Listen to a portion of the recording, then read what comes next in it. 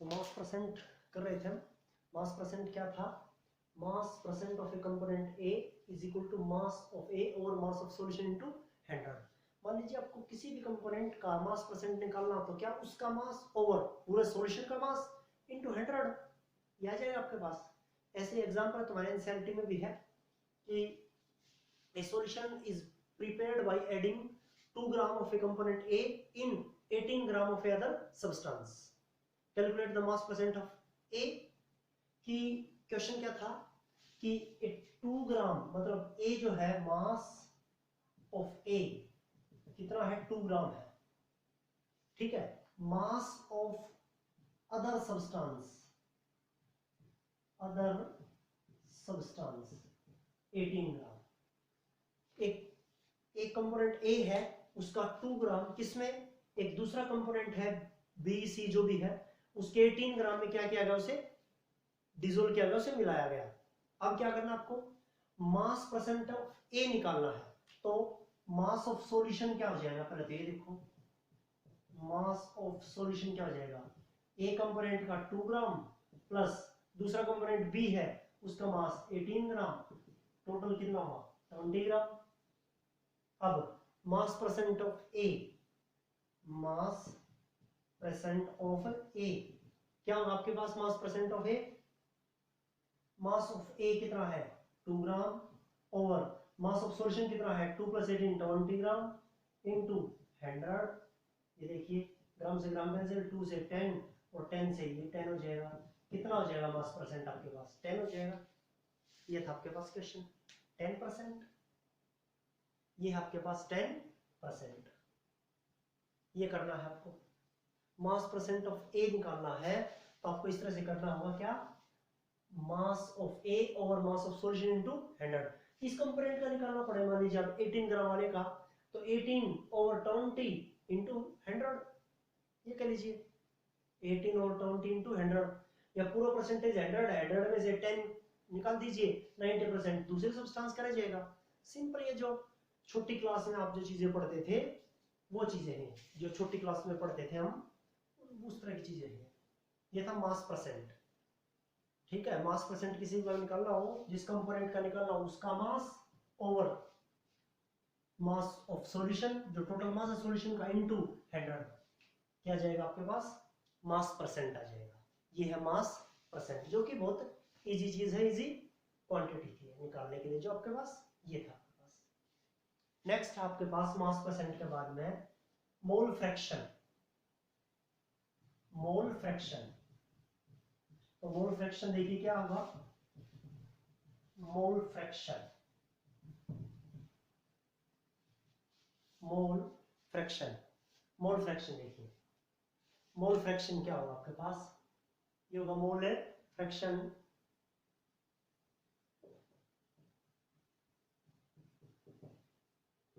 Mole fraction.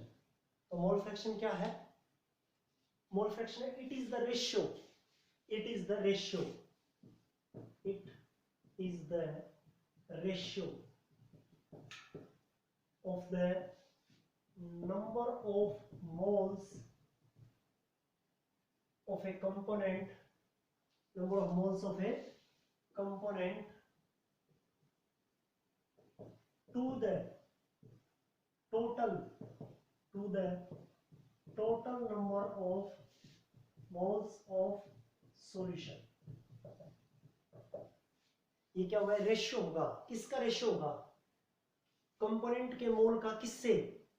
Total जो solution के मोल है उससे, ठीक है। मोल कैसे निकालते हैं आप?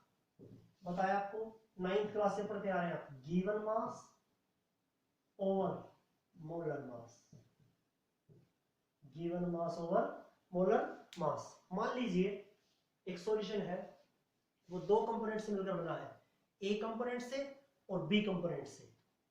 एक कोई सॉल्यूशन है वो दो कंपोनेंट से मिलकर बना, कंपोनेंट ए से और कंपोनेंट बी से। एक कंपोनेंट ए से और एक कंपोनेंट बी से मिलकर बना वो सॉल्यूशन, कंपोनेंट ए से और कंपोनेंट बी से। अब उसका हमें मोल फ्रैक्शन निकालना है, हमें उसका निकालना है मोल फ्रैक्शन। तो मोल फ्रैक्शन निकालेंगे आप, तो मोल फ्रैक्शन ऑफ ए निकालना पड़ा, मान लीजिए आपको mole fraction of A, mole fraction of A और मोल फ्रैक्शन ऑफ ए, और लिखते क्या उसे रिप्रेजेंट कैसे करेंगे आप, एक्स ए समझ लीजिए, एक्स से लिखेंगे आप उसे, तो कैसे निकालेंगे आप mole fraction of A, number of moles of A over number of moles of A plus number of moles of B, या टोटल करके कह लीजिए कि कोई सॉल्यूशन है वो दो कंपोनेंट से मिलकर बना, ए कंपोनेंट से और बी कंपोनेंट से, पहला कंपोनेंट ए दूसरा कंपोनेंट बी। अब आपको मोल फ्रैक्शन ऑफ ए निकालना है, ए का मोल फ्रैक्शन निकालना है, तो ए के mole over total mole solution के, और सॉल्यूशन के टोटल मोल किससे मिलकर बनेंगे, ए और बी के मोल से मिलकर, क्योंकि ए और बी से मिलकर बना है तो ए के मोल प्लस बी के मोल, ये टोटल सॉल्यूशन के मोल हो जाएंगे, ये चीज है। ऐसे ही आपको मोल फ्रैक्शन ऑफ बी निकालना हो तो वो किस तरह से होगा, एक्स बी, क्या होगा वो, एक्स बी कैसे निकलेगा आपके पास, N B over N A plus N B, X B कैसे निकलेगा, मोल फ्रैक्शन ऑफ बी कैसे निकलेगा, दूसरे कंपोनेंट का मोल फ्रैक्शन कैसे निकलेगा, N B over N A plus N B, B के मोल ओवर टोटल सॉल्यूशन के मोल, या फिर ये भी कह सकते हैं आप मोल फ्रैक्शन, फ्रैक्शन का सम कितना होगा, आप प्रोबेबिलिटी पढ़ा करते हैं 10th क्लास में, तो प्रोबेबिलिटी, ना का प्रोबेबिलिटी, हाँ का प्रोबेबिलिटी, जो भी था आपके पास वो कितना, 0 से 1 के बीच में था आपके पास, 0 से 1 के बीच में, 1 ज्यादा से ज्यादा, 0 कम से कम। तो उसी तरह से मोल फ्रैक्शन, क्योंकि वो फ्रैक्शन चीज है, मोल फ्रैक्शन का जो सम है ना वो क्या होता है, 1 होता है। आपने मोल फ्रैक्शन ए का निकाल लिया तो बी का कैसे आएगा, 1 माइनस एक्स बी, बी का निकाल लिया, बी का निकाल लिया, एक्स का निकालना तो क्या हो जाएगा, 1 माइनस एक्स ए, ऐसे करना होगा आपको। तो दोनों का सम है 1, एक्स ए निकालना है, एक्स बी हो आपके पास तो 1 minus X B, X B निकालना है, एक्स ए का हो तो 1 माइनस एक्स ए, ये कह लीजिए आप चाहे, ये होगा आपके पास मोल फ्रैक्शन, ये होगा मोल फ्रैक्शन, ये था आपके पास, ये है mole fraction, it is the ratio, ये रेशियो है, it is the ratio of the number of moles of component A to the total number of moles of solution, कि एक कंपोनेंट के मोल का पूरे सॉल्यूशन के मोल से जो रेशियो होगा वो क्या होता है, मोल फ्रैक्शन, ये है आपके पास मोल फ्रैक्शन, ये पढ़ेंगे मोल फ्रैक्शन, ये है आपके पास मोल फ्रैक्शन। उसके बाद में जो नेक्स्ट है आपके पास, मोल फ्रैक्शन के बाद में नेक्स्ट है आपके पास, मोल फ्रैक्शन के बाद में आपके पास नेक्स्ट जो टर्म है आपके पास वो है मोलरिटी, वो है आपके पास molarity,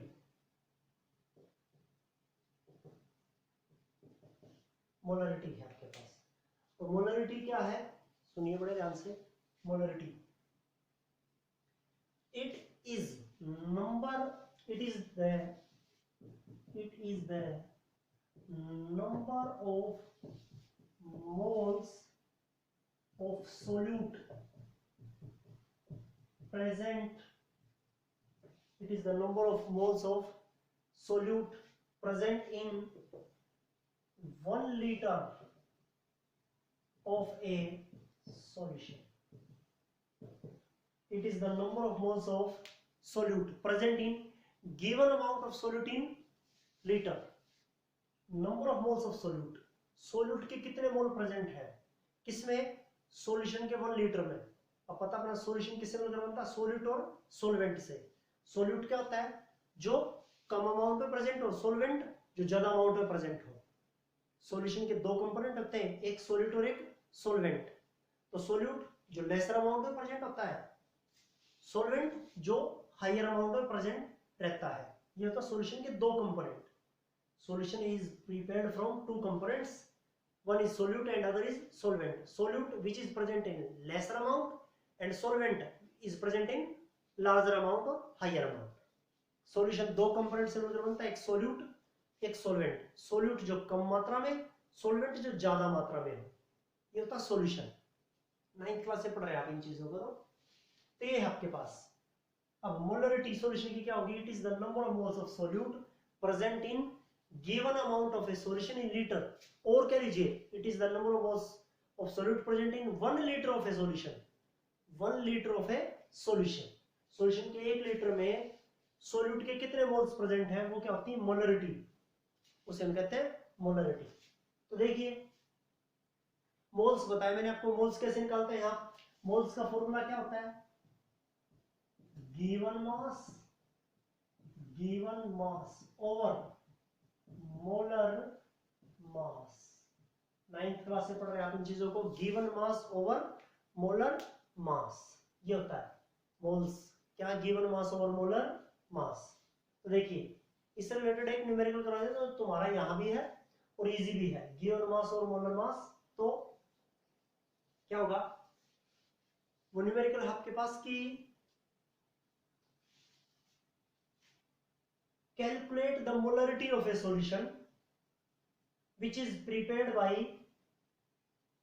by adding 4 gram of a NaOH, 4 gram of a NaOH in 250 milliliter of a solution।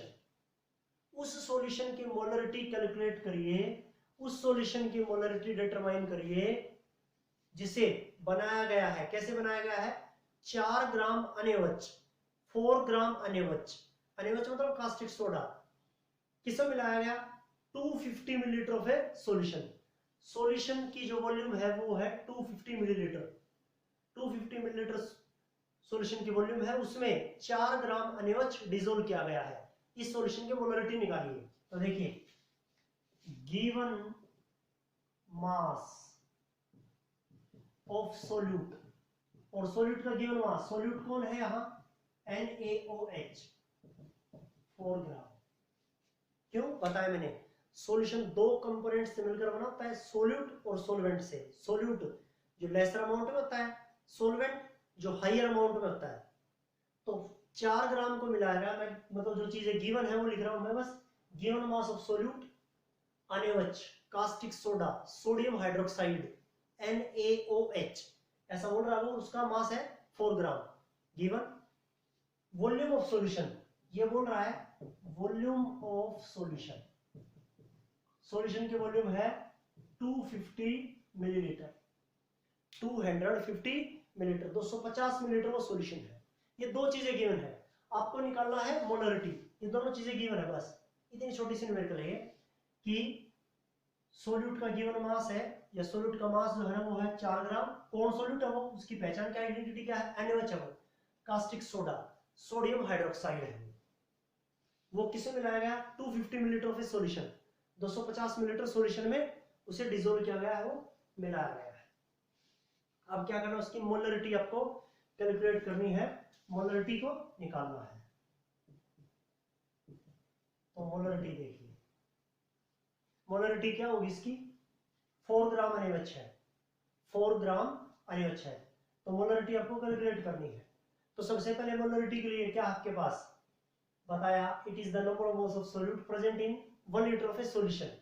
तो पहले मोल निकाल लीजिए, number of moles of solute, तो सोल्यूट के मोल्स क्या होंगे, तो moles of solute, given mass कितना उसका 4 ग्राम NaOH का, ओवर मोलर मास देखिए NaOH का, NaOH का मोलर मास कितना होगा, सोडियम का 23, ऑक्सीजन का 16, H का 1, सोडियम का कितना होता है 23 प्लस एक ऑक्सीजन का 16, हाइड्रोजन का मास कितना 1, तो ये कितना होगा 23 प्लस 16 प्लस 1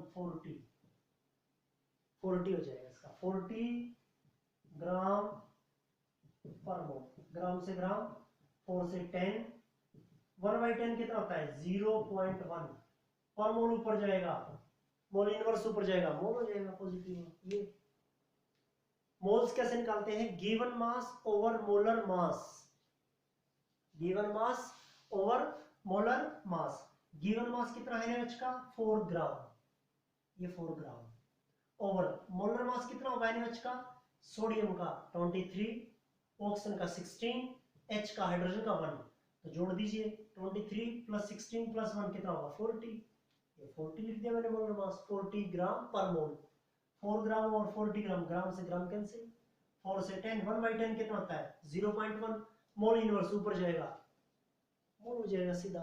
ये आ गया आपके पास मोल्स ऑफ सोल्यूट। सोल्यूट के मोल कितने हुए 0.1 मोल, ये हुए आपके पास 0.1 मोल। अब आपको क्या करना है, 0.1 मोल है moles, volume of solution in litre, litre में। अब ये वॉल्यूम किस में है, मिलीलीटर में है। लीटर में कन्वर्ट करने के लिए कितना होगा, और 1000 करना होगा। 250 मिलीलीटर को लीटर बनाओगे तो कितना हो जाएगा 0.250 लीटर।